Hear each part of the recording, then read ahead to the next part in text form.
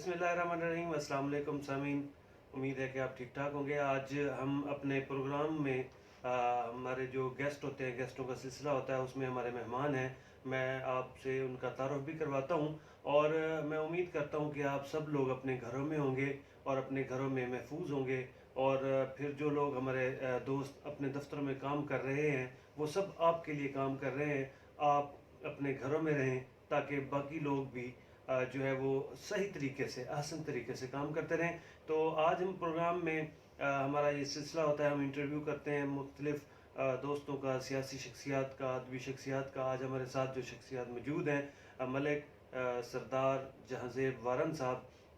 वारन साहब का ताल्लुक़ बहावलपुर से है और मलिक साहब जो हैं वो सूबाई असम्बली के मेंबर भी रहे, पार्लिमानी सेक्रेटरी भी रहे और एडवाइज़र टू वज़ीर आला पंजाब भी रहे हैं। और आज वो हमारे साथ मौजूद हैं, हम उनसे बातचीत करते हैं, उनसे गुफ्तगू करते हैं। जनाब अस्सलाम वालेकुम मलिक साहब। वालेकुम सलाम। क्या हाल है जनाब, ठीक ठाक है? अल्हम्दुलिल्लाह। तबीयत ठीक है आपकी? सब मामला, उम्मीद है कि आप भी वो सब एहतियात कर रहे होंगे जो आपकी हुकूमत ने जारी की हुई है। पहले तो मैं आपको खिराज तहसीन पेश करता हूँ कि अमजद साहब, आप एक हमारे इलाके से आके लाहौर में जो मकाम बनाया है वो काबिल इस्ताइश है। और दूसरा जो आपने सवाल किया है कि इस वक्त जो हालात हैं उसके मुताबिक हमारी गवर्नमेंट या चाहे इसमें इमरान खान साहब या हमारे गवर्नर साहब या हमारे वज़ीर आला साहब हों या हमारी कैबिनेट हो या हमारे एडवाइज़र हों या इसी तरह MP MNAs हों, तमाम अफीसरान हों या इसमें तमाम सिविल सोसाइटी के लोग हों, मीडिया हो, इसमें एक कौम बने हुए हैं। बिल्कुल, सब ने फॉलो किया है सरकारी अहकामात को जी। अच्छा, अब हम चलते हैं आपकी तरफ कि आप पहले तो अपने इब्तदाई दिनों के बारे में बताएं। आपने तालीम कहाँ से हासिल की? प्राइमरी स्कूल, हाई स्कूल, आपकी जो सुनहरी यादें हैं उनका कुछ जिक्र हो जाए। थोड़ा सा आप अपने तालीम के बारे में, अपने इलाके के बारे में और सियासत की तरफ कैसे आना हो। तालीम से शुरू करते हैं। देखिए जी, इसमें बड़ा बहुत मैं समझता हूँ जो सवाल आपका मज़ेदार है। उसमें लोगों का ख्याल होता है कि जो एक कामयाब आदमी है उसकी जो तालीम है ना, या तो वो सदकियन होगा या एचिसोनियन होगा, रावियन होगा, इस तरह एक ब्रांड बने हुए हैं लोगों के जहन में। लेकिन मैं आपको एक दिलचस्प जवाब आपका इस सवाल का देना चाहता हूँ कि मैं आम स्कूल से पढ़ा हुआ हूँ।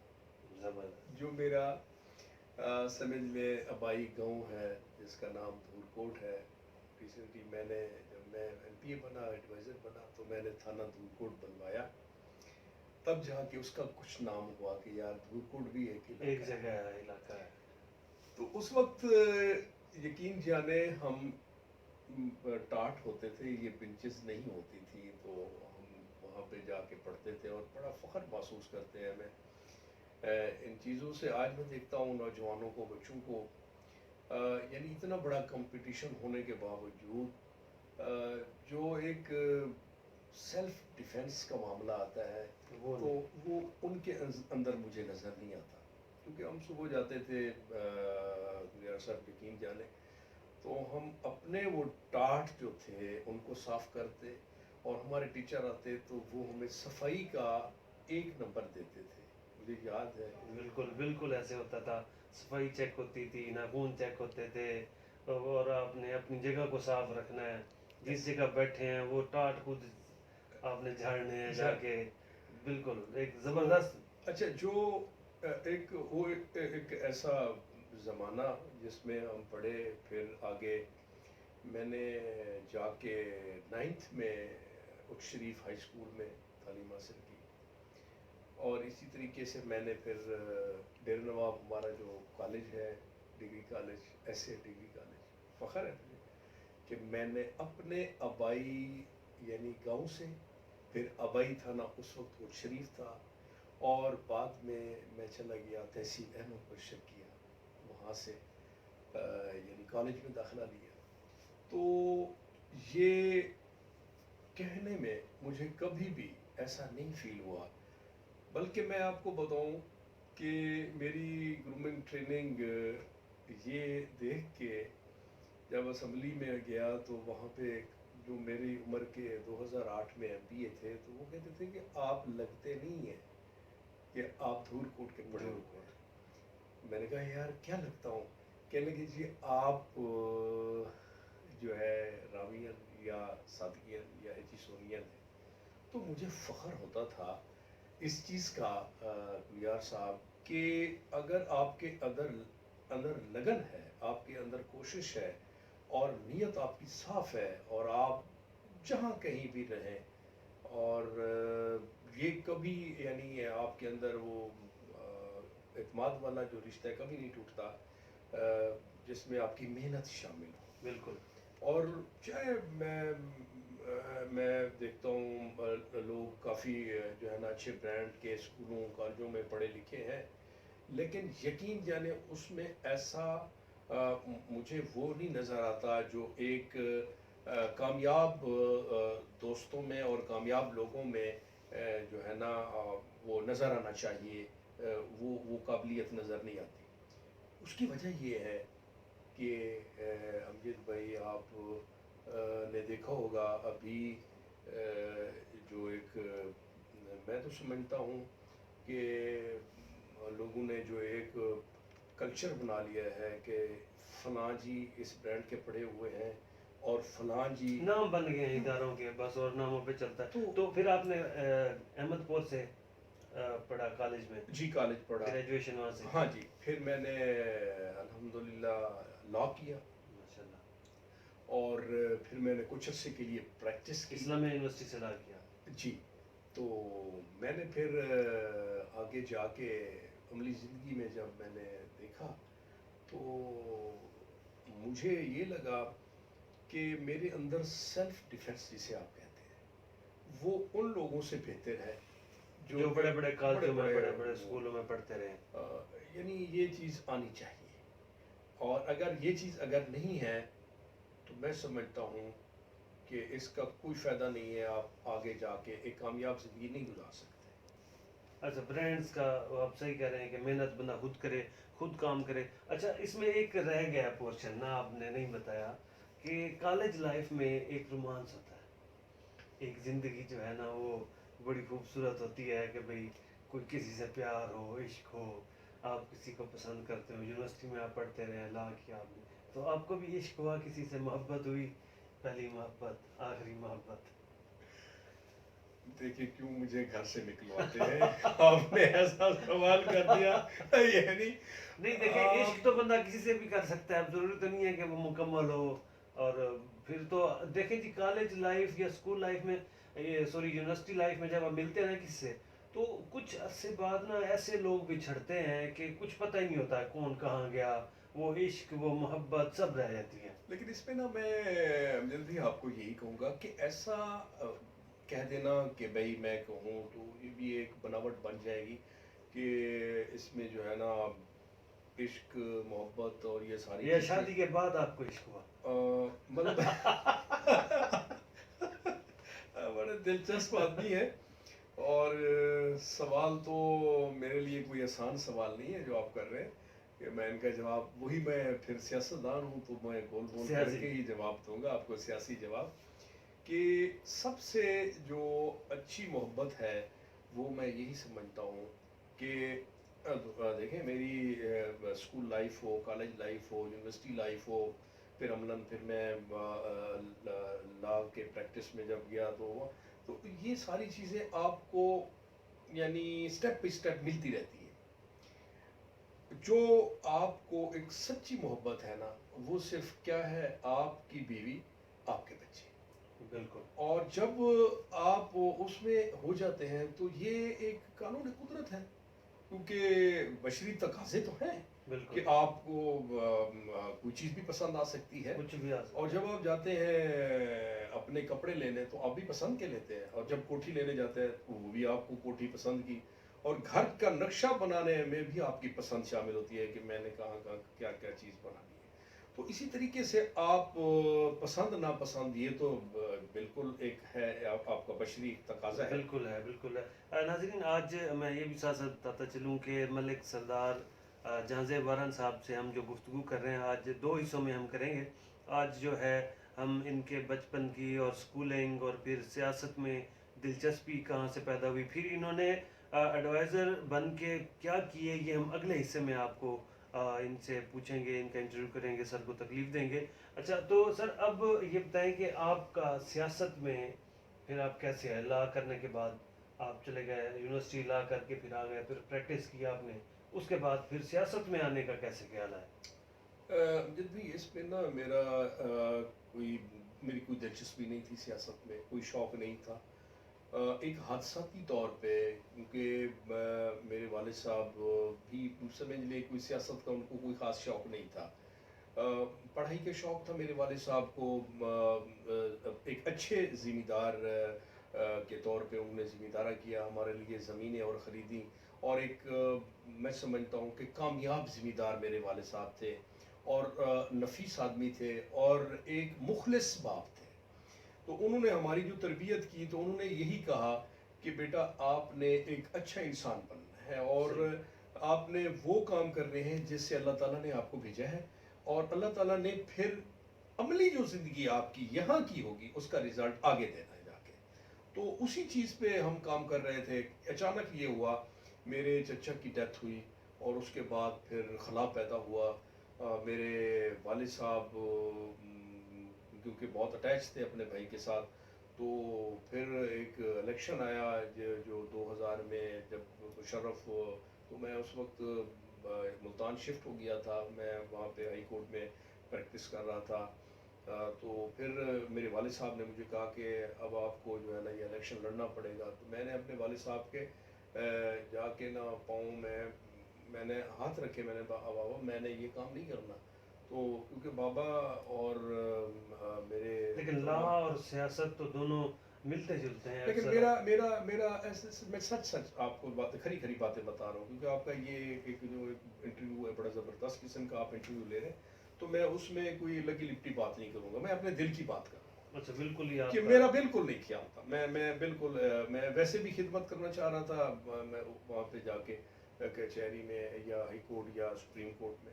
تو جب بابا نے مجھے کہا تو پھر میں آیا. تو پھر میں نے پہلی بار کب پھر آپ الیکشن 2000 میں الیکشن ناظم کا ہوا, تو اس میں نے پھر یونین کونسل کے ناظم سے سٹارٹ لیا. غیر جماعتی الیکشن تھا. تو پھر میرے مقابلے میں میرا کزن وہ سابق ایم پی رہا ہے قادر بخش وارن, بزرگ اب تو ہو گیا ہے, تو اس وقت وہ میرے مقابلے میں تھا. تو الحمدللہ میں نے کوئی 4500 کی لیڈ سے اس کو الیکشن ہرایا, اور پھر میں ناظم منتخب ہو گیا. تو میرے بابا اس چیز پہ بڑے خوش ہوئے, اور مجھے بھی تھوڑا سا احساس ہوا. تو وہ کتنے سال آپ ناظم رہے ہو؟ میں جی کوئی پھر پورا ٹنیور پورا مکمل کیا, پھر میں نے کام کروائے. تو دوسرا جب ٹنیور آیا 2005 میں ختم ہوا اس کا ٹنیور, تو اس میں پھر بلا مقابلہ بن گیا, میرا مقابلہ کسی نے نہیں کیا. تو میں پھر منتخب ہو گیا ناظم, پھر میں دوسری دفعہ پھر منتخب بلا مقابلہ ہو گیا. میرا مقابلہ الحمدللہ نہ ہو سکا, میں نے کام اچھے کروائے, اور وہ جو قادر بخش ہے میرا کزن ہے, تو وہ بھی میرے مقابلے نہیں آیا. پھر اسی طریقے سے جو ہے نا اللہ نے دوسری دفعہ مجھے عزت بخشی بلا مقابلہ, پھر وہ میں نے ٹنیور مکمل کیا. تو پھر آگے جو ہے نا ایم پی کا الیکشن پہلے کب لڑا؟ میں نے ایم پی کا الیکشن 2008 میں لڑا, میرا ٹنیور ختم ہو رہا تھا دوسری دفعہ. تو پھر میرا مقابلہ یہ بڑی دلچسپ اور ریکارڈ پہ بہت بڑی, میں آپ کو کہتا ہوں فرلڈ ریکارڈ ہی ہوگا. پھر اس الیکشن میں اس قادر بخش کا بیٹا ہے خالد وارن, وہ بھی ایم پی اے بن چکا تھا 2004-05 میں. تو اس کا ٹنیور ختم ہوا 2008 میں. تو میرا مقابلہ پھر اس کے ساتھ ہو گیا, پہلے اس کے باپ کے ساتھ ہوا قادر بخش وارن کے, پھر اس کا بیٹا میرے مقابلے میں ایم پی اے کا الیکشن پہ آ گیا. تو الحمدللہ پھر اللہ نے مجھے کامیابی دی بھاری اکثریت سے. میں آزاد تھا, اور وہ جو تھا کاف لیگ کے سائیکل کے, اس وقت مشرف کا دور تھا, تو آپ کو پتہ ہے کاف لیگ کتنی پاورفل تھی. تو اللہ نے پھر مجھے بہت بڑی کامیابی دی. میں آج تک ایم این اے کون تھے؟ ایم این اے میرے ساتھ میرا کزن عامر یار وارن, وہ اوپر تھا, اس کو انہوں نے پہلے ان کے ساتھ تھا تو پھر ان کو ٹکٹ وہاں سے نہ ملی تو پھر ہم نے آپس میں پینل بنا لیا، وہ بھی آزاد تھا میں بھی پھر آزاد آپ تھا۔ آزاد لڑکے پھر آپ کاف لیگ میں شامل ہوئے؟ نہیں، میں کاف لیگ میں نہیں گیا، میں آزاد بن کے پھر یہ ہوا کہ ان کا آپس میں اتفاق ہو گیا پیپلز پارٹی اور نون کا، تو ان دونوں نے نا جی وہ کیا کہ پنجاب گورنمنٹ نون بنائے گی اور اوپر جو ہے نا سپورٹ کرے گی نون پیپلز پارٹی گورنمنٹ بنائے گی۔ بالکل ایسے ہی ہوا۔ تو پھر میں پنجاب میں کیونکہ میں نے کام بھی کروانے تھے اور میں آزاد تھا تو میاں شہباز شریف نے، نواز شریف نے میرے ساتھ رابطہ کیا تو میں نے پھر جو ہے نا جوائن کر لی مسلم لیگ نون اور اس میں الحمدللہ ایڈوائزر بن گیا۔ تو اس وقت ایم این اے عامر وارن صاحب تھے؟ ہاں، اور آپ ایم پی اے تھے؟ میں ایم پی اے تھا۔ صحیح، تو پھر آپ وہاں 5 سال رہے؟ 5 سال۔ پھر اس کے بعد پھر آپ ایڈوائزر بھی اسی دور میں بنے؟ اسی دور میں میں مجھے اس میں ایک جب بھی میں آپ کو پھر ایک بھی یہ اللہ کی طرف سے ہوتا تو میرے ایمان کی ایک بہت بڑی اس میں سمجھتا ہوں پختگی ہوئی ہے کہ ایم پی اے بنا آزاد، اس کے بعد پارلیمانی سیکرٹری بنا، chairman of board of governor رہا، پھر میں ایڈوائزر بن گیا، پھر اللہ نے مجھے عزت یہ بخشی کہ یعنی آپ ان چند جو ہے نا جو قسمت والے لوگ ہیں جنہوں نے اپنے حلقے کی حد تک، میں آج بھی فخر کرتا ہوں کہ تھانہ دھور کوٹ بنوانا، یعنی ایک دن کی اس نوٹس پہ تھانہ دھور کوٹ میری بستی میں بنا، کالج ڈگری کالج بنا ہتھیجی میں، اور وہاں پہ ہمارا جھانگڑا ہے، اب تو موٹر وے الحمدللہ بن گئی ہے، ہماری دعائیں قبول ہوئی ہیں۔ میں نے وہاں پہ 2 چیزوں پہ زور لگایا، موٹر وے کسی اور جگہ سے جا رہی تھی تو کیونکہ میں ایڈوائزر تھا تو ہر وقت چائنیز آتے تھے اور یہ ساری ہماری میٹنگز چلتی تھی، تو میں نے کوشش کی کہ تھوڑا سا اگر ہمارا پسماندہ علاقہ ہے تو تھوڑا سا اگر اس کا روٹ چینج ہو جائے تو وہ پھر چینج ہوا، محنت ہوئی تو الحمدللہ وہاں پہ انٹرچینج اور اسٹے ایریا خاص طور پہ، بالکل خاص طور پہ بتانا چاہتا ہوں۔ ایک بات میں جب عامر وارن صاحب ایم این اے بنے تو اس سے پہلے ایم این اے رہتے تھے اویسی خاندان میں سے لوگ بنے، ایم پی اے بنے، تو اس وقت جو ہے آپ کے جو یہ عامر وارن صاحب ہیں یا آپ کے بزرگ ہیں تو نجیب اویسی اور کے جو بزرگان تھے ان کے ساتھ کھڑے ہوتے تھے، انہی کے ساتھ الیکشن ایک ہی وہ ہوتا تھا الیکشن یا اس وقت بھی یہ مخالفت تھی؟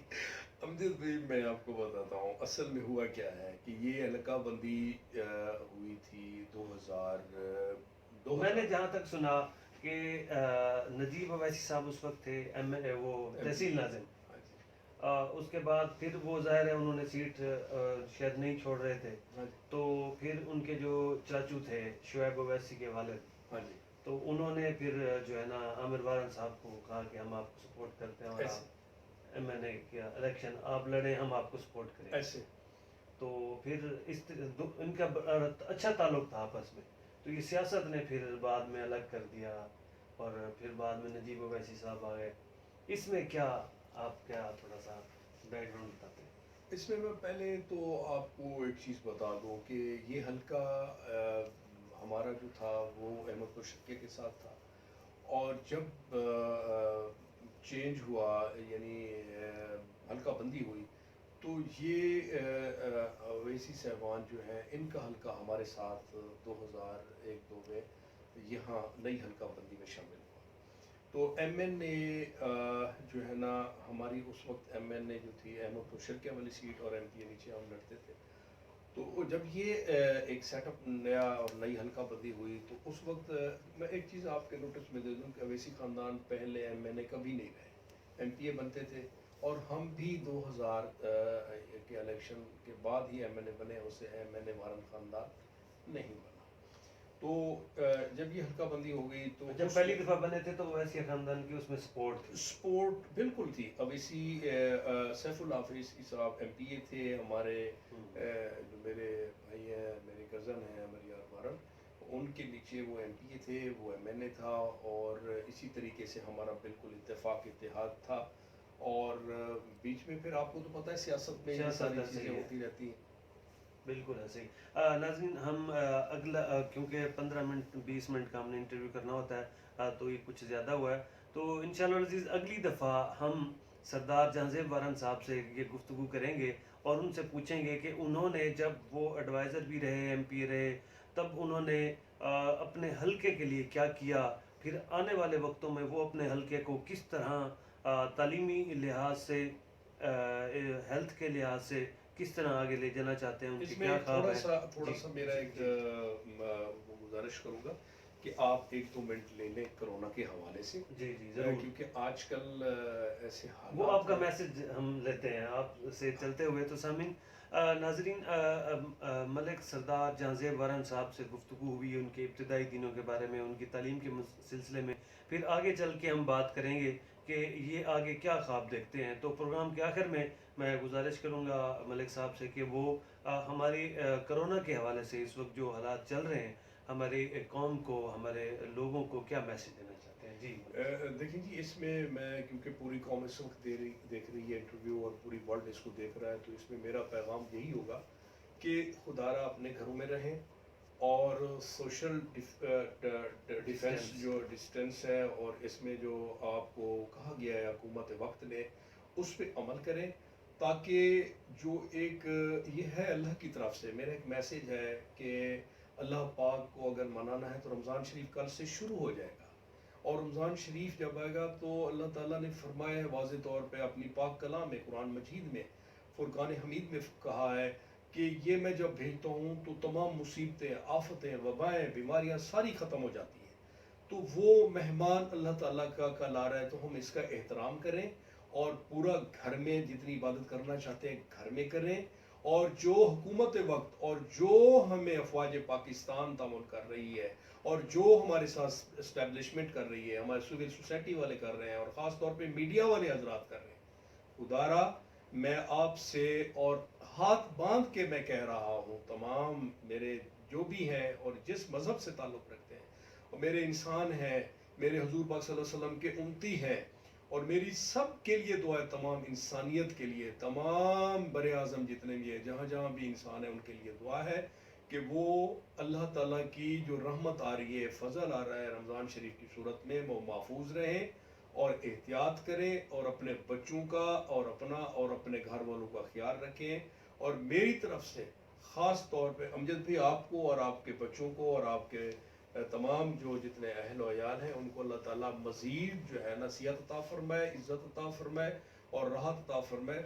और ये सारी चीज़ें आजकल आपको पता है मीडिया पे सारी देखी जा रही है। मेरा भी ये पैगाम है कि भाई मेहरबानी करके अपने घरों में रहें। अपने घरों में रहते हुए अपने आप की सफाई रखें, और सफाई निफ्स ईमान है। वो तो मेरे हजरत मोहम्मद सल्लल्लाहु अलैहि वसल्लम नबी आखिरी पैगंबर ने यही कहा कि भाई 5 वक्त अगर नमाज पढ़ते हो, सफाई आपकी वैसे हो जाती है, बिल्कुल और एक दूसरे का एहतराम करो, खुश इखलाकी से पेश आओ।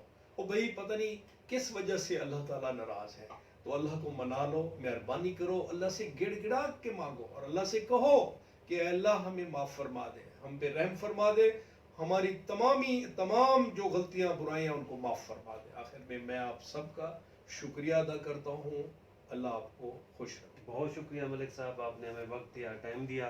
मलिक साहब से हम ज़रूर दोबारा भी वक्त लेंगे और इनकी खिदमात जो हैं अपने हल्के के लिए क्या हैं उस बारे में गुफ्तगू करेंगे। अपने मेज़बान अमजद अली कलियार को दीजिए इजाज़त। अल्लाह निगहबान।